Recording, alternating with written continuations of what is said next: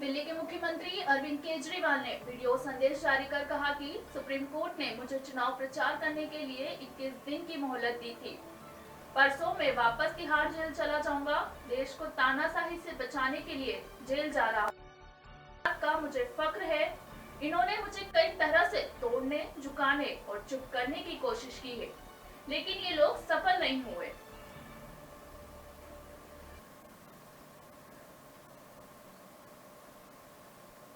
नमस्कार।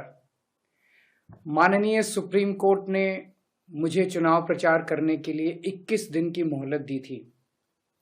कल 21 दिन पूरे हो रहे हैं। परसों मुझे सरेंडर करना है। परसों वापस मैं तिहाड़ जेल चला जाऊंगा। मुझे नहीं पता ये लोग इस बार कब तक मुझे जेल में रखेंगे, पर मेरे हौसले बुलंद हैं। देश को तानाशाही से बचाने के लिए जेल जा रहा हूं, इसका मुझे फक्र है। इन्होंने मुझे कई तरह से तोड़ने की कोशिश की, झुकाने की कोशिश की, मुझे चुप करने की कोशिश की, लेकिन ये सफल नहीं हुए।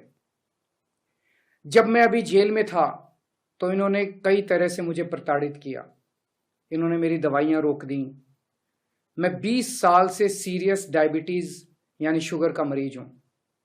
पिछले 10 साल से मुझे रोज इंसुलिन के इंजेक्शन लगते हैं। रोज मेरे पेट में 4 बार इंजेक्शन लगते हैं। जेल में इन्होंने कई दिन मेरे इंसुलिन के इंजेक्शन बंद कर दिए। मेरी शुगर 300 सवा 300 तक पहुंच गई। इतने दिन तक शुगर इतनी हाई रहे तो किडनी और लिवर खराब हो जाते हैं। पता नहीं ये लोग क्या चाहते थे, इन्होंने ऐसा क्यों किया। जेल में मैं 50 दिन था। इन 50 दिनों में मेरा 6 किलो वजन कम हो गया। जब मैं जेल गया तब मेरा वजन 70 किलो था, आज 64 किलो है। जेल से छूटने के बाद भी वजन नहीं बढ़ रहा। डॉक्टर कह रहे हैं कि यह शरीर में किसी बड़ी बीमारी का भी संकेत हो सकता है। कई टेस्ट करवाने की जरूरत है। मेरे यूरिन में भी कीटोन लेवल बहुत ज्यादा हो गया है। परसों मैं सरेंडर करूंगा। सरेंडर करने के लिए लगभग दोपहर 3 बजे अपने घर से निकलूंगा।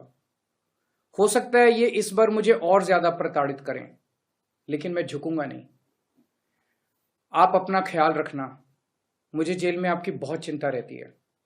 आप खुश रहेंगे तो आपका केजरीवाल भी खुश रहेगा।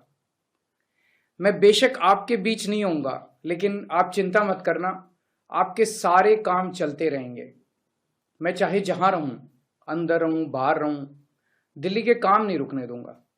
आपकी फ्री बिजली, मोहल्ला क्लिनिक, अस्पताल, फ्री दवाइयाँ, इलाज, महिलाओं के लिए फ्री बस यात्रा, 24 घंटे बिजली और भी सारे काम चलते रहेंगे।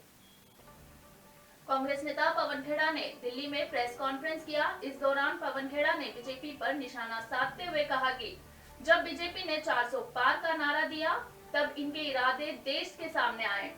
बीजेपी के कई नेताओं ने कहा कि ये संविधान बदल देंगे, लेकिन कांग्रेस के नेताओं ने संविधान को बचाने की मुहिम छेड़ दी। चुनाव से ज्यादा जरूरी हमारे लिए संविधान और लोकतंत्र को बचाना है।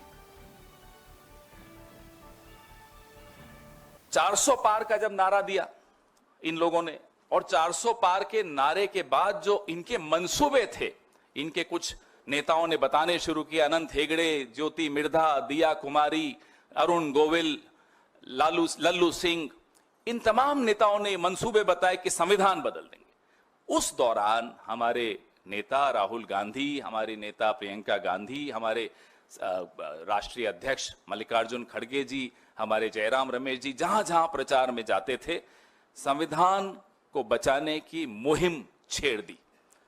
प्रचार एक तरफ, चुनाव एक तरफ, चुनाव आते रहते हैं, जाते रहते हैं, लेकिन हमारी पार्टी के नेताओं को यह लगा कि अब ज्यादा आवश्यक हो गया है संविधान और लोकतंत्र को बचाने की मुहिम छेड़ना। और वो मुहिम हमारे नेताओं ने, हमारी पार्टी ने बहुत जिम्मेदारी से, बहुत बखूबी निभाई। बहुत अच्छी तरह वो मुहिम छेड़ी। हर देश के हर नागरिक के जुबान पे संविधान शब्द आ गया था। सबको ये चिंता होने लगी कि ये संविधान वाकई खतरे में है और संविधान बहाना है, आरक्षण पे निशाना है। ये बात लोगों के दिमाग में बैठ गई। ना केवल आरक्षण पे निशाना है, हमारे आपके जो हुकूक हैं, हक हैं, अधिकार हैं, उन पर भी निशाना है। ये जो आज कैमरा सामने दिख रहे हैं, ये सब बंद हो जाएगा। आप मानिए ये बात को। अगर ये व्यक्ति जो भूतपूर्व होने वाले हैं, अगर ये चुनाव जीत जाते किसी गलती से भी तो आप लोगों का ये सब बंद हो जाता, हम लोग यहां नहीं होते, जेलों में होते और आप अपनी ईएमआई के संघर्ष में चल रहे होते। ये होने वाला था। ये देश खतरे की एकदम मुहाने पे आ चुका था। उसको बचाने की एक जो जिम्मेदारी हमारे नेताओं ने ली, हमारी पार्टी ने ली, वो वाकई काबिले तारीफ।